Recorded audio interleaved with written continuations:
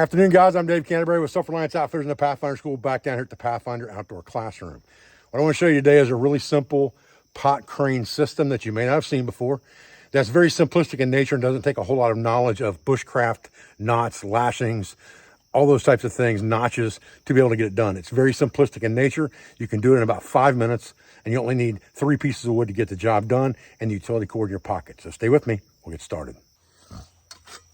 Okay, the first thing we need for this project is a stick that's got a fork on the back of it. A nice wide fork is best. And we want to lay this stick naturally. So I'm going to stick it back here on some flat ground behind me and just see how the stick lays naturally and how it lays best on the forks. It's got kind of a bend this way to it, so it lays nicer on the forks that direction. So we're going to put the notch for our bail right here. And that doesn't have to be anything complicated at all. We can simply take our saw and put a saw kerf in here about 1/3 of the way through the material. Come over just a little bit and put another kerf in there. Doesn't have to be but 1/4 to 1/2 inch wide, really, about the same depth. And then we just take our knife. Then we just take our knife and we can just pop that out, just like that.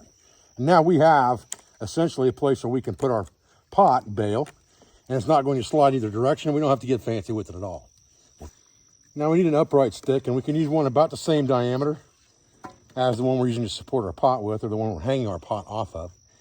And really, when we cut this in the wild, and I've already cut this, but I wanted to show you this on film.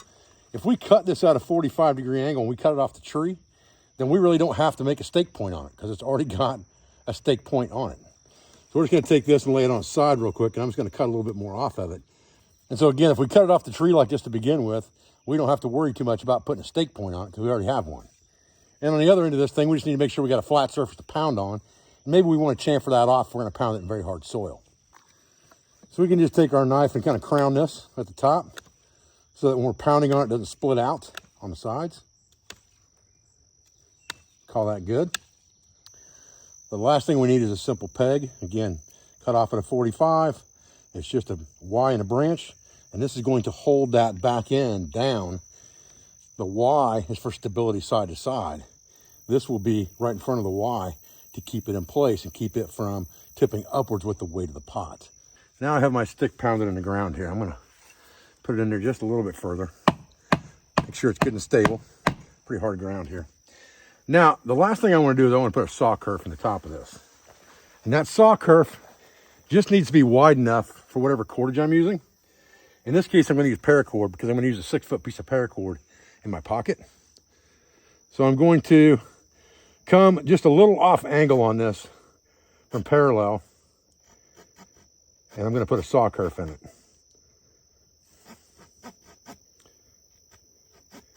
And you could do this before you pound it in the ground if you wanted to, for sure. But it doesn't really have to be very deep either. It needs to be about the depth of your saw blade, maybe. Now, as long as we can drop our paracord in that thing and it pretty much buries the paracord, it's going to be enough, okay? On our bowling loop end, we're just going to wrap it around. We're going to go through the bowling loop one time. We're going to come back around underneath and go through that bowling loop again. That's going to put a round turn inside that bowling loop.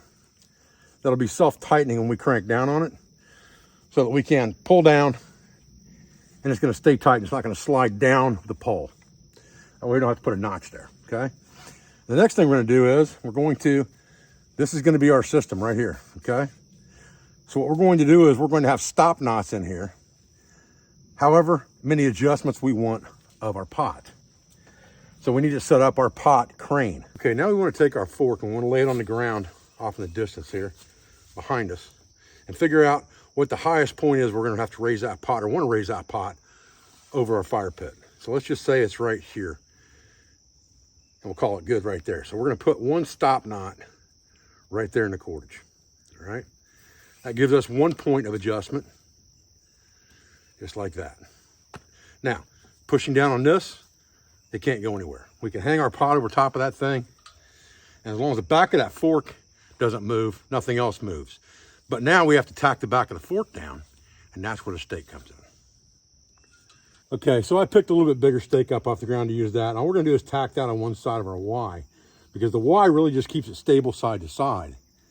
This right here is going to keep it from moving up with the cantilever. So now we can hang our pot on here and nothing moves. Now we could tie a couple more adjustments in here depending on how much of a fine tune we want over the fire. We can just drop a notch, pick this up, let it slide down, and lock it into the next knot, just like that. And that's going to lower and raise our pot. We want to raise our pot up. All we have to do is pick this up, come back to that same knot again, and lock it in. Very, very simple. So again, I've only put a couple of adjustments on here. Here's my initial position is here. My secondary position is here. And I can put infinite adjustments here over the fire depending on what I want. And it's very, very simple to adjust it up and down, and it locks in just fine. It's not going to move side to side on you, and it's not going to cantilever this way on you. So it's plenty stable as long as you've got good sticks that you're using. Boom, locked right in. And I even slipped a little bit and locked right in when I let go of the cordage. So this is a good system that's very, very simple. You can use the 6-foot utility cords in your pocket. You don't have to have a lot of complicated notches and things like that. There's not a lot of complicated knots involved in it. It's mostly overhand knots and a notch you already have in your cordage. One notch you're putting here is just a log cabin notch, simple. That could even be a 7 notch if you want it to be, really wouldn't matter. And then you have infinite adjustment of this pot over the fire. And if you know that you want to get clear down on the coals, okay, then just take yourself and tie another knot in there. Maybe that last notch you put in there is a slip loop. Boom, easy peasy, lemon squeezy. You got something to grab onto, to pick it up, to move it up to the next one, or to pick it up to the top one. Nothing to it. All right, guys. Well, again, I appreciate you joining me over this video today. I thank you for everything you do for our school, for our family, and for our business, all our sponsors, instructors, affiliates, and friends. I'll be back with another video as soon as I can, guys. Got a class coming up this weekend. Got the gathering the following weekend. Got another class the weekend after that, and another class the weekend after that. So I'm a busy guy trying to get content out for you guys during the week as I can. I appreciate everything you do for us. Thanks, and I'll see you guys in the next video.